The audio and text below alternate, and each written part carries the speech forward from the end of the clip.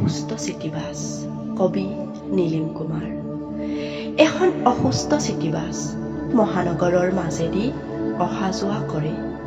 উশাহত কষ্ট, ৰাস্তাৰ কাষত ৰখাই কেতিয়াবা অলপ জিৰাই, কলা ধোঁৱা উৰুৱাই, কেতিয়াবা কৰে ঘেৰ ঘেৰ, যেন চাহনলীৰ মাত।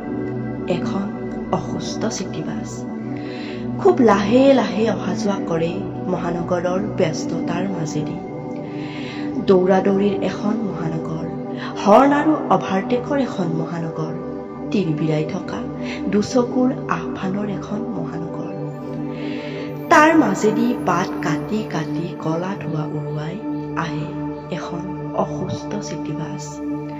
যাত্ৰী উঠে আৰু গাড়ীৰ গতি দেখি তৎক্ষণাত নামি যায়। যাত্ৰীৰ গালি খাই এখন অসুস্থ চিটিবাছ। 800 বছৰীয়া এজন ড্ৰাইভাৰ, 500 বছৰীয়া এজন হেণ্ডিমেন। নাম সুধিলে ড্ৰাইভাৰে কয় চুকাফা, হেণ্ডিমেনে কয় গদাপানী। লাইচেন্স নাই, ট্ৰেফিক পুলিচৰ মূৰৰ কামৰণিৰ এখন বাছ। ছাত্ৰ ছাত্ৰীসকলে স্কুল কলেজলৈ সময়মতে গৈ নোপোৱা এখন বাছ। মন্দিৰলৈ যাবলৈ তিৰোতাবোৰৰ দেৰি হৈ যোৱা এখন বাছ। ইতিহাসে দিয়া এখন আজীৱন লাইচেন্স লৈ চলি থাকে এখন অসুস্থ চিটিবাছ। ভুলতে যাত্ৰী উঠে আৰু লগে লগে নামে।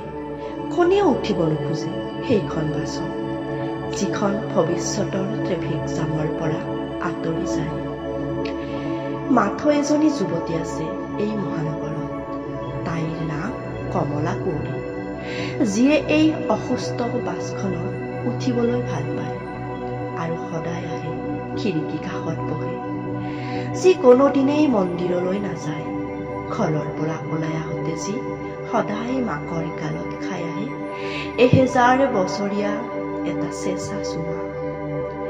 বুৰঞ্জীৰ একা বেকা ভাৱনাৰে মহানগৰৰ মাজেৰে সদায় অহা যোৱা কৰে এখন অসুস্থ চিটিবাছ। ড্ৰাইভাৰৰ নাম চুকাফা, হেণ্ডিমেন গদাপানী।